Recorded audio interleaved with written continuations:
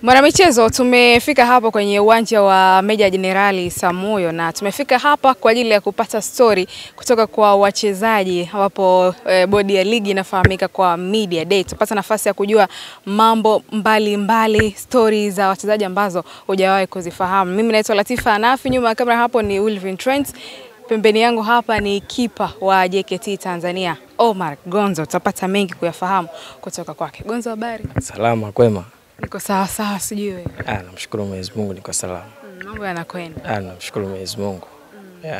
Tumepata nafasi ya kushuhudia kwenye mechi mbalimbali hivi karibuni.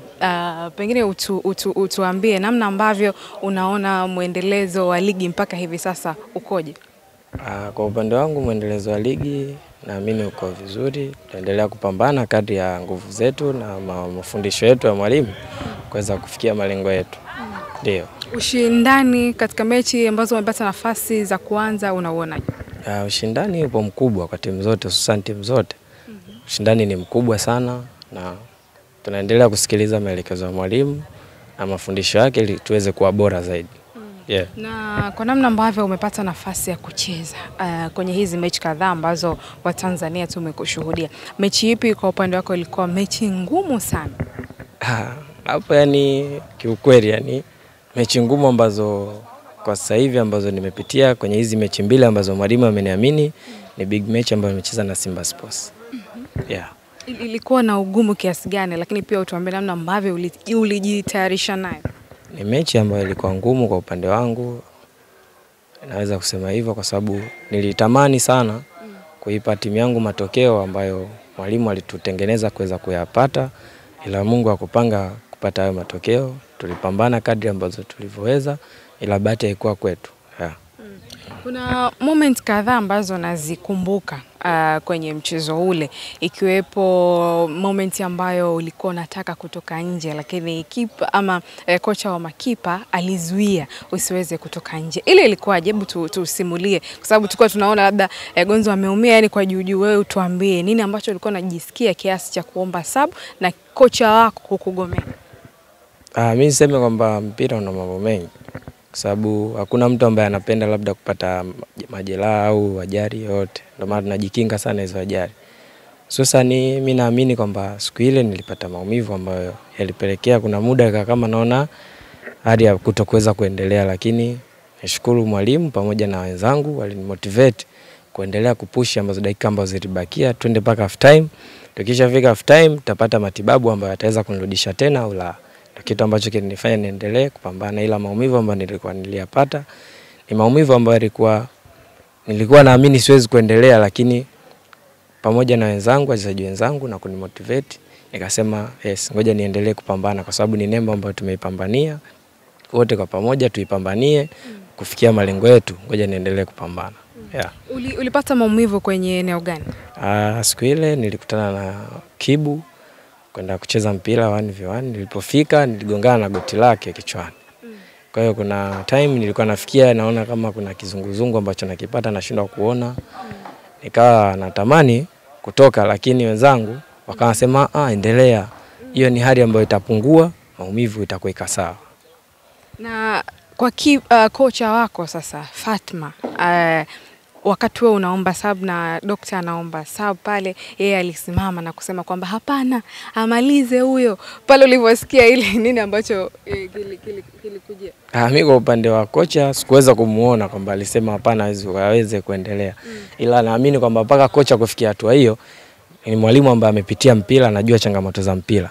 Kwa hiyo anafahamu kwamba ile situation ambayo imemkuta golikipa wangu inaweza kuvumilika, ambayo ikafikia dakika fulani niweze kumuona kwa vizuri zaidi. Ndio maana akakataza kutokufanya sub. Na huenda akawa naamini kwamba mwanafunzi wangu au mtu wangu ambaye ananiwakilisha pale mbele ana uwezo wa kufanya kitu ambacho tayari ameshakiona. Kwa hiyo sitaki aweze kufanya kile kitu. Kwa hiyo ni mkali katika maamuzi ambayo yeye anaamini.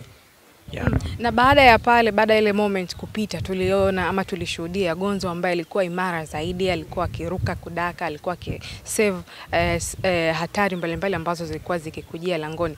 Ni kama ulikuwa unasema kama kocha ameniendelea kuniamini, niendelee kumuaminisha zaidi? Of course mwalimu baada ya kutoka pale kipindi cha pili akaniambia, mwanangu, kuna kitu ambacho kipo ndani unatakiwa ukifanye kwa nguvu ili uweze kufikia kitu ambacho tumejiwekea. Ndio maana nikawa nimeingia na nguvu ambayo kusema mimi nitailinda pointi yangu, kama nitashindwa kuilinda pointi yangu nitazilinda pointi 3 ambazo nitakazoweza kupata. Ndio maana nikawa na nguvu kubwa ya kupambana mpaka kufikia vile ambavyo Mungu alipangia tukapata yale matokeo basi. Sawa, mlianza kupata goli kupitia kwa Edward Songo, lakini baada ya dakika kadhaa tu mkasawazishia kupitia kwa mchezaji mwenzenu wa zamani Wilson Nangu. Kusawazishiwa na Simba, lakini kusawazishiwa na mchezaji ambaye ulikuwa naye kwenye kiwanja cha mazoezi kwa msimu uliopita. Uliipokeaje hiyo? Mimi kwangu mimi nilipokea kama ni maumivu ambayo sikutarajia kutokea vile, ila kwa upande wake inaweza kusema kwamba ni sehemu ya kazi yake inayomfanya anastahili kufanya kile kitu. Kwa maana hiyo leo na kesho yake haijui, huenda labda kile kitu kikawa bora kwake kikamsaidia mbeleni katika maisha yake, ila mimi naamini kwamba kusema kwamba yeye ni makosa kutufunga, hapana, kwa sababu ile ni sehemu yake ya kazi. Kwa hiyo hata mimi ningekuwa labda niko Simba au labda wenzani nimetokea JKT, eti kwamba atokee striker wa JKT aweze kufunga kiurahisi na kuwa sio vizuri, ile ni sehemu yangu ya kazi. Hivyo tuendelee kufanya kazi tu vizuri, Mungu amsaidie, kwa sababu ni motivation ambayo inampa na yeye kuendelea kufanya vizuri, kwa sababu ni ajira yake ambayo inampa kipato na familia yake. Ndio. Baada ya mechi ile niliona baadhi ya comments wakikuzungumzia kipo JKT amefanya wonders, amefanya vizuri kwenye mchezo, lakini miongoni mwa vitu ambavyo walikuwa wanasema una mawenge sana. Mimi naamini ule ni mchezo mkubwa kwenye mchezo wetu, au kwa mchezo wangu mimi ni mchezo wangu wa kwanza mkubwa ambao naanza kucheza katika mechi yangu ya kwanza. Inawezekana kwa upande wao kaona na mawenge, ila mimi nilikuwa najiaminisha kwamba kuna kitu ambacho naweza kukifanya. Ndio maana hata kuna muda kuna hofu inaingia, ila najitahidi ile hofu iondoke ili niweze kufanya bora zaidi, kwa sababu ile ni timu kubwa. Hata na hivyo kusema ni timu kubwa, na wao kesho na kesho kutwa kikao atasema kwamba kuna mechi tumeenda kuipata japokuwa tumepata matokeo. Kuliko kuja na kusema kwamba sisi tunakwenda kuchukua pointi kirahisi. Wao ni timu kubwa tunayowaheshimu, na sisi timu kubwa pia, ndio maana tupo wote katika ligi moja. Ilikuongezea kitu gani baada ya ile mechi?